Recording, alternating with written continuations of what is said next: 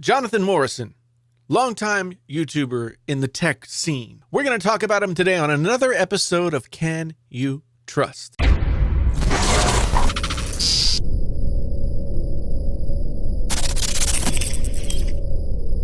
Hey there, friends on YouTube. My name is Jason, sometimes known as the JTL. This is Painfully Honest Tech. Tech so honest, it hurts.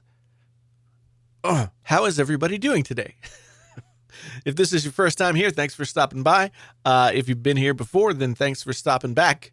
Really appreciate it. You guys are awesome. Today, we're going to take a look at Jonathan Morrison, a tech YouTuber who's been around for quite a while, around 8 years or so since he started doing this. Let's get going by talking about what he does well.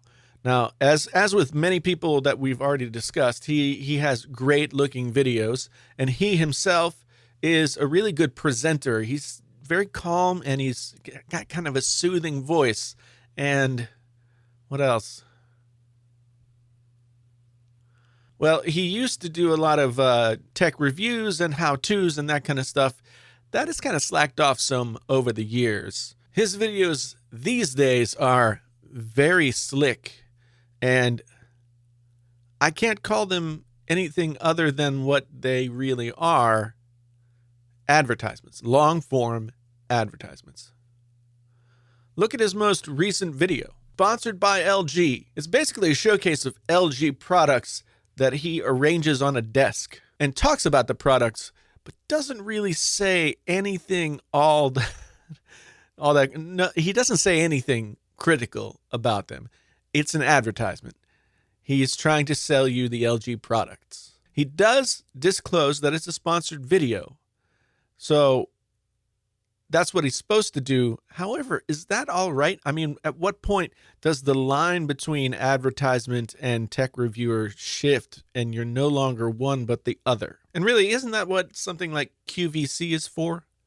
He offered nothing critical whatsoever, and he was being paid not to.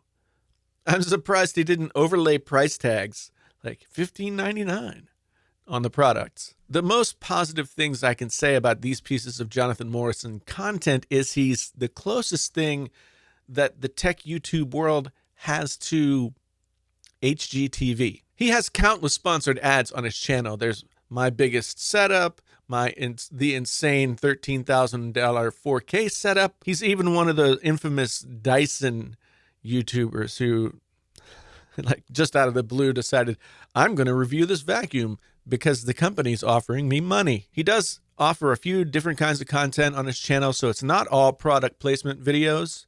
He's got the aforementioned sponsored ads. He does some best of or top 5 videos. He's got a ton of those these days. And those videos are really nothing more than affiliate link delivery systems. He doesn't say much critical about the things in his top 5 videos because he's trying to get you to buy them, right?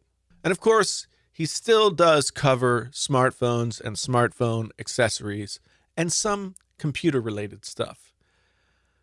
And setup videos. Lots of setup videos. His setup videos are often kind of cool. I mean, the stuff that he puts together looks cool, but sometimes they're just weird. But at the end of the day, they're really nothing but fluff. I can't understand what purpose they serve other than to dish out a hefty dose of setup junkie wish fulfillment. Maybe that's okay. I don't, but what is, he's featured folks like Ed Sheeran and MKBHD on his Dream Desk series, where he gets these crazy elaborate desks put together. And maybe that's cool. I think I've seen several TV shows like that on HGTV. But again, these videos really don't feel like anything more than ads. If I were to say something positive about them, he seems like a good interior designer, I guess. But sometimes he just kind of jumps the shark and his builds come off as just farcical or comical. Perfect example of this, the perfect iMac Pro setup video. First off, he decides to film the video outside. He's doing a desk setup video with the iMac Pro outside. It made for some pretty pictures. Yes, of course. I mean, he's very, very good at making pretty pictures, but a desk outside and it's a setup video. And unfortunately, it goes very light on the iMac Pro coverage. In journalism, this is called burying the lead. He does cover the iMac in more depth in videos in the coming weeks, but for this to be his introductory piece of content when he was one of only a few YouTubers to have early access to the iMac Pro, and he talks about how he accessorized it perfectly outside, I can't see how that's an idea that makes it off the notepad when brainstorming. But he made a glorious 4-minute long video in true HGTV style about a desk, speakers, which are consumer grade, mushy, not so great speakers anyway, and a wireless charger. The iMac Pro was a prop. For crimini's sake, man, you have the first pro level computer that Apple has offered since 2013, and you treat it in a video like a how to decorate your dorm room outside video. What the hell? He did throw some specs, the stuff that you could read off the website for the iMac Pro, and then a meaningless Geekbench score because Geekbench scores. But it wasn't nearly enough to give most of the viewers that were coming to find out what this thing was all about what they wanted. To know something more than the published specs about the freaking machine and how to accessorize it. Yes, it looks pretty on a desk. Thank you for that. He's slightly more critical when it comes to smartphones, but for some reason, he titles those smartphone videos these days with titles that are even more clickbaity than mine. Let's take, for example, a recent review entitled, "You're Using Your Galaxy S9 Wrong." Sounds pretty inflammatory, right? But what follows is a simple, 5-step tips and tricks video that tells you how to turn off Bixby. He also had a comparison of the Galaxy S9 versus the iPhone X, and it was really, really confusing.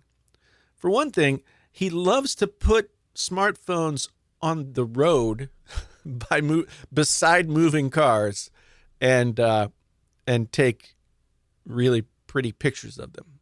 I don't know, it just strains credulity. The video itself was just not very balanced. He clearly preferred the S9, but he also took every chance that he could to turn around and slag the iPhone X. It's just weird to me to see that much disregard from a guy who built his channel in early videos almost exclusively on Apple products. I've been known to get a little boisterous with my comparisons, but I always try and remain balanced. If there's something positive about a phone in the comparison, I'll give credit where credit is due. But even when he praised the iPhone X, I think it was one time, it was sort of a backhanded, very snarky kind of compliment, which seemed just as derisive as the negative comments. And of course, you're not going to make it through a Jonathan Morrison phone video without blatant D-brand product placement. Nowhere in the video, nowhere in the description is there any disclosure of D-brand's sponsorship of the video. And I can't imagine that he's just putting them in there because they're cool. I gotta say that Jonathan's channel hasn't always been like this. I went back to some of his very early videos and went through a bunch of them and found that they were nice, detailed videos on MacBooks and headphones and gaming, and as well as some how-to, which, he got a lot of views on the how-to stuff. So he wasn't always this way. When I subbed to him 4 or 5 years ago, he was still turning out solid reviews of gear, as far as I can remember.